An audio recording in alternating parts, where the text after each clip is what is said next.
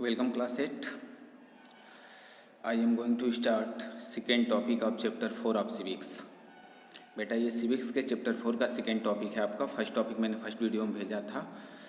How do new law come about? नए law कैसे आते हैं या कैसे बनते हैं, इस टॉपिक में हम यही पढ़ेंगे.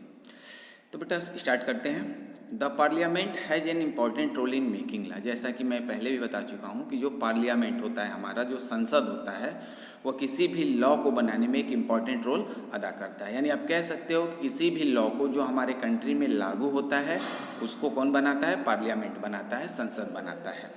Clear? There are many way through which this take place and it is obtain different group in society that raise the need for a particular law.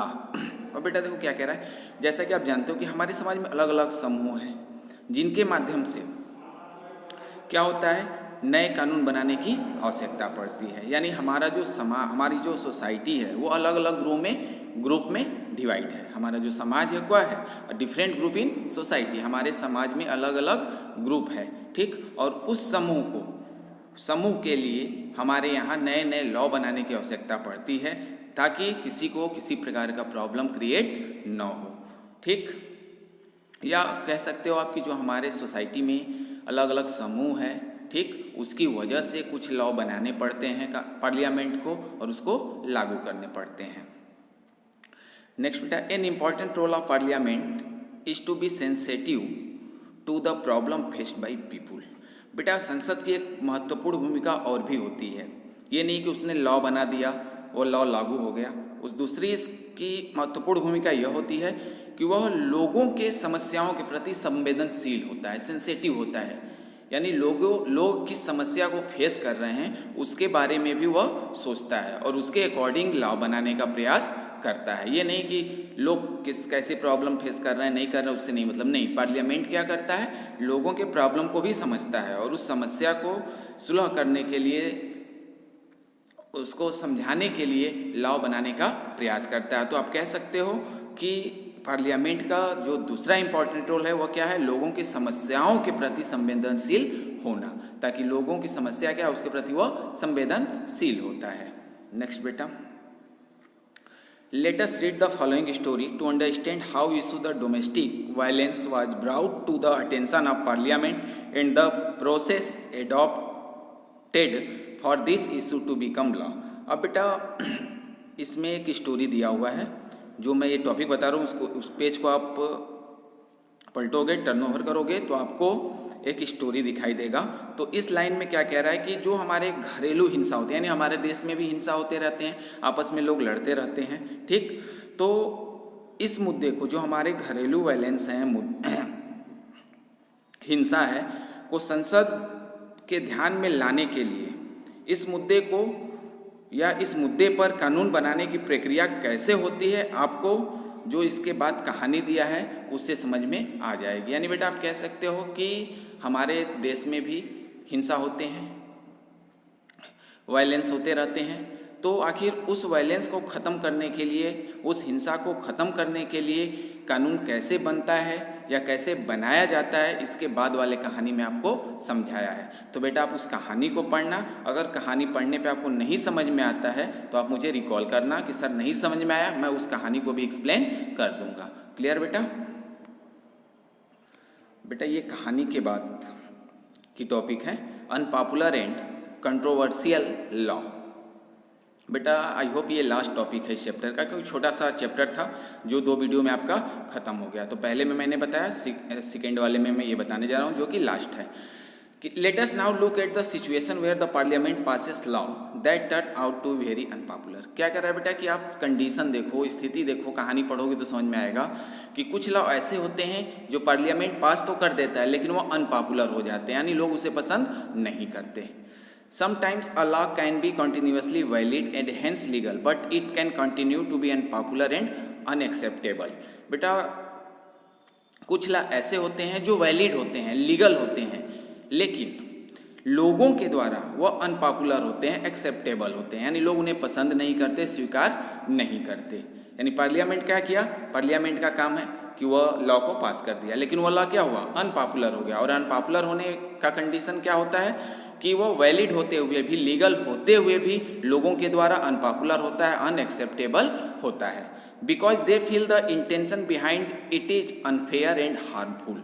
ऐसा क्यों होता है? क्योंकि लोगों का इंटेंशन बन जाता है कि जो लॉ पास किया गया है यह हार्मफुल है, अनफेयर है, यानी सही लॉ नहीं है और अनफेयर है। क्लियर बेटा? तो जो पार्लियामेंट लॉ पास करता है वो अनपॉपुलर हो जाता है। तो अनपॉपुलर कौन करता है? लोग करते हैं, यानी वो वैलिड लीगल होते हुए भी अनपॉपुलर और अनएक्सेप्टेबल हो जाता है। ऐसा क्यों लोग करते हैं? क्योंकि लोगों का इंटेंशन बन जाता है, लोगों की सोच हो जाती है कि नहीं, ये जो लॉ पास हुआ है वह हार्मफुल है, अनफेयर है। People might criticise this law, hold public meetings, write about it is newspaper, reporter और टीवी न्यूज चैनल्स etc। बेटा इसके लिए लोग क्या करते हैं? उसकी बुराई करते हैं, उस लॉ को पसंद नहीं करते, बुराई करते हैं, और जब पसंद नहीं करते तो उसके लिए मीटिंग करते हैं, यानी सरकार को ये बताने के लिए कि जो आपने लॉ पास किया है, जो पार्लियामेंट ने लॉ पास किया है वो हमें पसंद नहीं है। तो उसको सरकार को बताने के लिए वो क्या क्या तरीका अपनाते हैं? मीटिंग रखते हैं, hold public meeting, write about it in newspaper में लिखते हैं, report to TV news, TV में दिखाते हैं। ठीक, तो लोग जिस लॉ पार्लियामेंट के द्वारा पास होता है अगर उसको पसंद नहीं करते तो सरकार का विरोध करने के लिए वह निम्न तरीके अपनाते हैं, आपस में मीटिंग करते हैं और उस पर चर्चा करते हैं कि नहीं ये गलत है, ये गलत है, न्यूज़पेपर में छपवाते हैं, टीवी चैनलों पे दिखाते हैं। क्लियर बेटा? In a democracy like our citizen can express they are unwilling to accept repressive law formed by the parliament. जैसा कि बेटा आप जानते हो कि हमारी कंट्री क्या है? डेमोक्रेटिक है, यानी गणतंत्र है, पूरी तरह से स्वतंत्र है, इसमें किसी को कुछ भी बोलने का अधिकार है। तो बेटा जो लोग होते हैं अगर वह सरकार के लॉ को यानी पार्लियामेंट के लॉ को पसंद नहीं करते हैं, ठीक, तो उसको रिप्रेसिव करते हैं कि नहीं हमें ये लॉ पसंद नहीं है, हम इसे एक्सेप्ट नहीं करेंगे। वो उनका अधिकार है जिनके लिए उन्हें कोई बोल नहीं सकता। जैसा कि आप जानते हो हमारे कॉन्स्टिट्यूशन ने हमें कुछ राइट दिया हुआ है। तो पार्लियामेंट, ये नहीं कि पार्लियामेंट ने लॉ पास कर दिया तो लगेगा ही लगेगा, ये तो सही बात है कि लगेगा, बट उसमें भी लोगों की मत होनी चाहिए। अगर लोग रेडी नहीं है, लोग तैयार नहीं हैं उस लॉ को एक्सेप्ट करने के लिए, मीटिंग कर रहे हैं, न्यूज़ चैनलों में बता रहे हैं कि विरोध कर रहे हैं, तो वह लॉ क्या होता है? पार्लियामेंट उस पर विचार करता है। ये नहीं कि उसे पास कर दिया तो नहीं होगा, उस पर विचार करेगा पार्लियामेंट कि आखिर लोग ऐसा क्यों कर रहे हैं।